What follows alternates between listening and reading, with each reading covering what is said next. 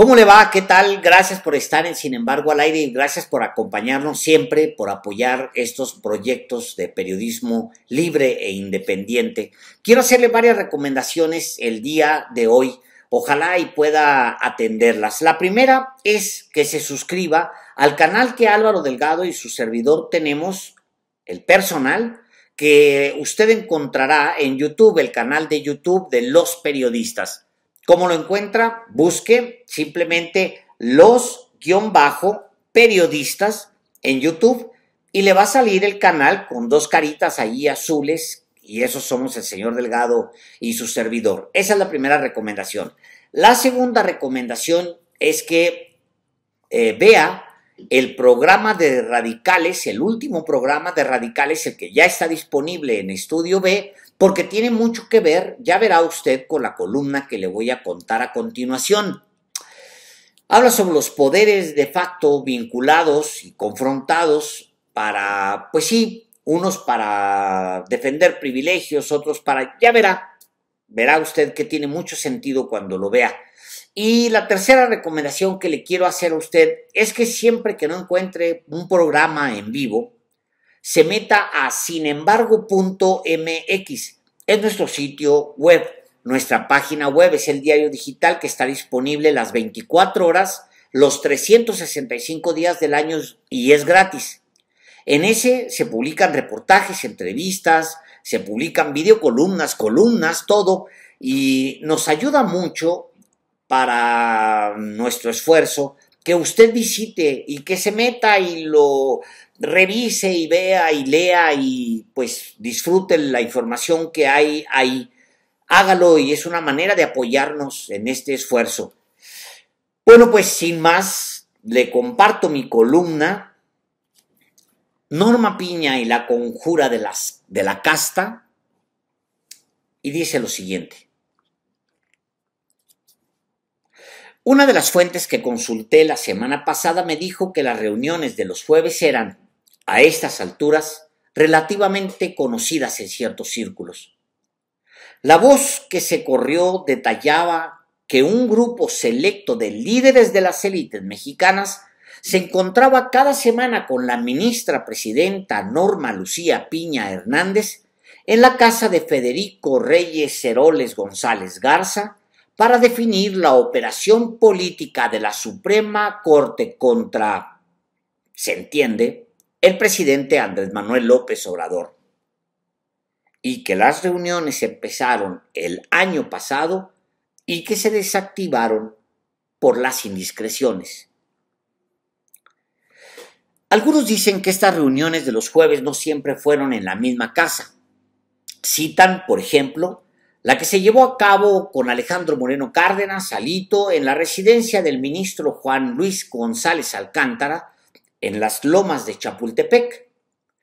Pero la mayoría fueron en casa de Reyes Heroles González Garza, a quien se le llama simplemente Federico por la cantidad de confusiones que generan sus nombres legales. El nombre del anfitrión podría sonarle a usted como de la nobleza, entre comillas, porque en cierta manera, en cierta forma lo es. Se trata de una composición de apellidos famosos pegados con guiones hace no muchos años por esta familia que se hizo de prosapia dentro del PRI y del Estado priista. La familia no viene de la nobleza europea, pero sí de otra nobleza, entre comillas, la nobleza revolucionario-institucional. El que hizo la hazaña de crecer en el escalafón priista fue Jesús Reyes Heroles Padre, un político que agregó contenido filosófico y picaresca política a la barbarie de su tiempo y sirvió de cerca a varios de los peores presidentes del siglo XX mexicano: Gustavo Díaz Ordaz, Luis Echeverría, José López Portillo y Miguel de la Madrid. Como titular de Gobernación del PRI, que se manejaba como una secretaría, del Seguro Social, de Educación y de Pemex. Me regreso. Las reuniones de los jueves eran nadie sabe por qué, los jueves, y además se iniciaron cuando, no se sabe, porque antes de enero del 2023, que es cuando Norma Piña cayó por rebote de procedimiento en la presidencia de la Corte, se vuelve improbable que la ministra hubiera llamado la atención de las élites, dado que no viene de la casta, como para abrirle hasta sus casas particulares. Una fuente insistió, a propósito de otros temas, que a las reuniones del sur de la capital mexicana asistieron regularmente Lorenzo Córdoba, Héctor Aguilar Camín, el propio Reyes Heroles, faltaba más, pues es su casa, y la ministra Piña, y de vez en cuando ciertos invitados para temas particulares. La fuente me dijo que alguna vez acudieron calderonistas o varios calderonistas y peñistas, y un calderonista en particular que ha intentado esconderse en la, entre comillas, sociedad civil inventada para camuflar a las élites. La fuente hablaba de Max Kaiser, quien, hasta donde entiendo, es muy poca cosa para estos encuentros, pero en la campaña 2024 de Xóchitl Gálvez trajo algunos encargos. Llamó poderosamente mi atención cuando la fuente sacó otro nombre, Claudio X González, el jefe de la oposición en México. Mi fuente asegura que el hijo de uno de los patriarcas de la élite empresarial estuvo con la ministra presidenta de la Corte en la cita de los jueves, en casa de Federico. No conozco, y creo que mi fuente tampoco, cuántas veces acudió, pero estuvo ahí, de acuerdo con lo que se me dijo. No es una locura, dicho sea de paso, que las reuniones fueran en casa de Federico Jesús Reyes Heroles González Garza, porque, como ya es público, con la ministra Piña trabaja la hija de este académico que lleva algunos años involucrado en una materia que se puso de moda en las últimas décadas en este país opaco, la transparencia. Natalia Reyes Heroles Charrer tiene el cargo de secretaria general de la presidencia de la Corte y, según distintas fuentes, acumula tanto poder que algunos la consideran eminencia gris, el poder secreto, ahora no tan secreto, y no tan discreto, detrás de su alteza conservadora. Federico Jesús tiene desde 1999 con una organización que se llama Transparencia Mexicana. ¿Es sucursal o franquicia de Transparency International? Es algo extraño. La matriz nació en 1993 en el extranjero, pero no fue consultada para crear el capítulo mexicano sino hasta después. Abro comillas.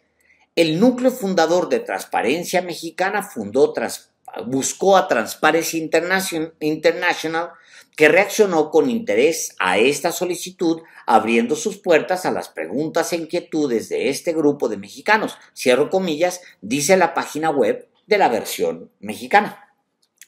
Como sea, Federico Jesús se dedica a la transparencia, mientras que su hermano, descanse en paz, falleció apenas en enero pasado, fue acusado de lo contrario, de opacidad.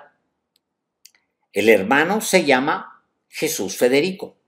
No es un error, es el mismo nombre, pero cambiado.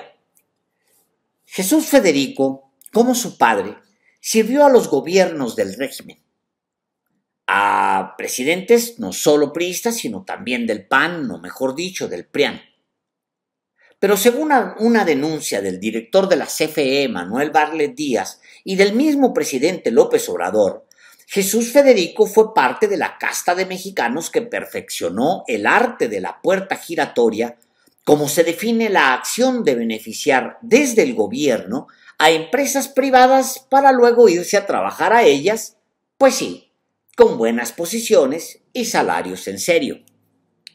En febrero de 2019, recién iniciada la administración, Jesús Federico fue parte de una lista ventilada por Presidencia de la República en la que aparecen otros miembros del PRIAN: José Córdoba Montoya, Carlos Ruiz Sacristán, Luis Telles, Felipe Calderón, Georgina Kessler, Jordi Herrera Flores, Alejandro Kaufman, etc.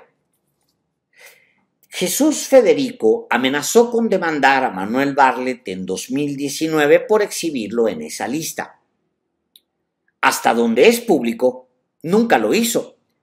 Y quizás fue mejor porque su hermano Federico Jesús declaró en octubre del 2002 y lo reafirmó en octubre de 2003, imagínense, habría sido ventilado en el juicio, ante la Junta Directiva de Transparencia Mexicana, que su hermano Jesús Francisco sí participaba, y esto lo pongo textual, en distintos fondos e instituciones vinculadas con el sector energético: Morgan Stanley Partners, NGR Capital SAPI, Energea SC y Grupo de Economistas Asociados. Pausa aquí. Grupo de Economistas Asociados se refiere a la consultora GEA, que junto con Investigaciones Sociales Aplicadas, o sea, ISA, realizó la famosa serie de encuestas podridas de 2005-2006 que dieron un triunfo apabullante, entre comillas, a Felipe Calderón Hinojosa, y que viene haciendo el ridículo con sus encuestas hasta nuestros días. Pues sí, así es. Jesús Federico Reyes Heroles González Garza, hermano del anfitrión de las reuniones de los jueves con la ministra Piña, fue presidente del Consejo y director general de GEA, justamente. Y aquí viene una de esas historias que dibujan a las élites mexicanas que perdieron el control del poder ejecutivo en 2018 y se resisten a salirse del poder judicial. Siendo priista, Jesús Federico atacó al candidato del PRI a la presidencia en 2006, Roberto Madrazo Pintado, y apoyó a Felipe Calderón, a quien ayudó con aquellas encuestas tramposas. Y en 2006, Jesús Federico se sacó la lotería. Calderón lo nombró director general de Pemex y ahí duró hasta 2009.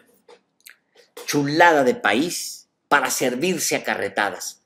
Jesús Federico sería miembro del Consejo de Administración de Walmart México y de Banamex Citigroup, a pesar de que había sido embajador de México en los Estados Unidos con Ernesto Zedillo de 1997 a 2000. Fue secretario de Energía y presidente de los consejos de administración de Pemex y CFE, director general de Banobras y presidente del CEN del PRI, aunque también entregó sus conocimientos a grupos extranjeros como Energy Intelligence Group, Deutsche Bank, Morgan Stanley Energy Partners, Mitsui de México, el Banco Santander, entre otros muchos. Su hermano se quedó corto cuando lo tuvo que declarar en su hoja de posible conflicto de interés ante Transparencia Internacional.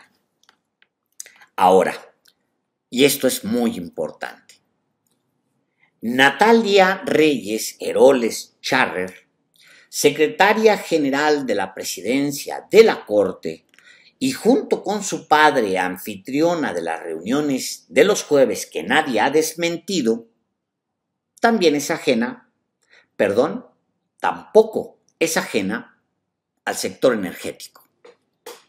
Un dato: su padre Federico Jesús declaró en octubre de 2002 y lo reafirmó en octubre del 2003 que, abro comillas, el esposo de mi hija Natalia Reyes Heroles Charrer, Javier Orozco, trabaja en Neo Mexicana de Gas. Cierro comillas. Voy otra vez de regreso a la junta de los jueves, pero voy más allá para ir cerrando. Se me quedan muchos datos en la libreta, pero podría seguirme escribiendo de estos núcleos poderosos hasta el infinito. Todos estos años, el sexenio en el que por primera vez quedaron fuera del reparto de beneficios porque López Obrador les arrebató el poder ejecutivo, los nombres y apellidos de una casta política, económica, académica, mediática y cultural de México se han mantenido agazapados, fingiéndose demócratas y liberales, sin hacer mucho ruido respecto a dónde cobran y cuántos de sus privilegios mantienen sin tocar.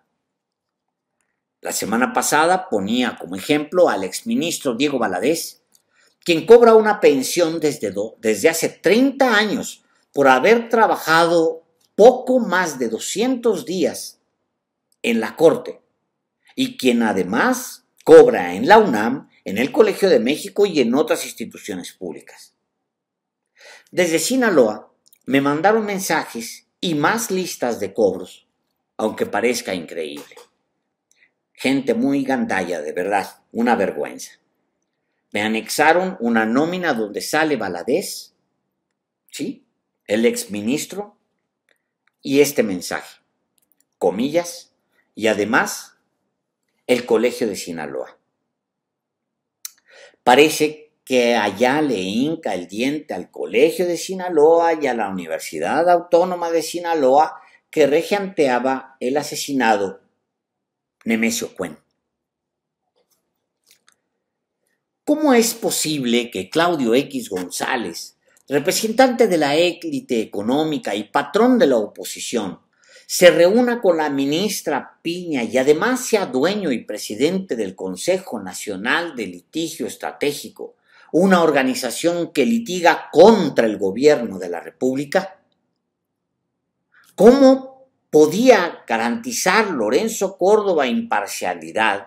Se acudió a esas reuniones con Piña, siendo consejero presidente del Instituto Nacional Electoral y luego columnista de Latinos, el proyecto de la familia del ex candidato presidencial Roberto Madrazo. Como digo, uno puede seguirse al infinito desnudando estas redes de castas e intereses. Busque el Consejo Rector de Transparencia Mexicana y luego compárelo con las organizaciones de la sociedad civil, entre comillas, que regentea a Claudio X González. ¿No es realmente vergonzoso? ¿No amerita investigar a Natalia Reyes Heroles porque su esposo era parte del sector energético y la Suprema Corte que ella, dicen algunos, codirige, rechazó la ley eléctrica que afectaba a intereses privados? Alguien me dijo que el exministro José Ramón Cosío ha sido parte de estas reuniones y que Alejandro Poiré, exsecretario de Gobernación, ha ido en representación de los calderonistas. Incluso que Reyes Rodríguez Mondragón, como presidente del Tribunal Electoral del Poder Judicial de la Federación, que se supone autónomo, acudió a las reuniones de la casta de los jueves. ¿No hay suficientes razones ya para que se transparente todo lo relacionado con Piña Hernández en una investigación sin precedentes? ¿No es muy imbécil que los mexicanos nos quedemos sin destapar de una vez la gusanera completa? ¿No debemos desterrar para siempre a estos parásitos de los presupuestos públicos?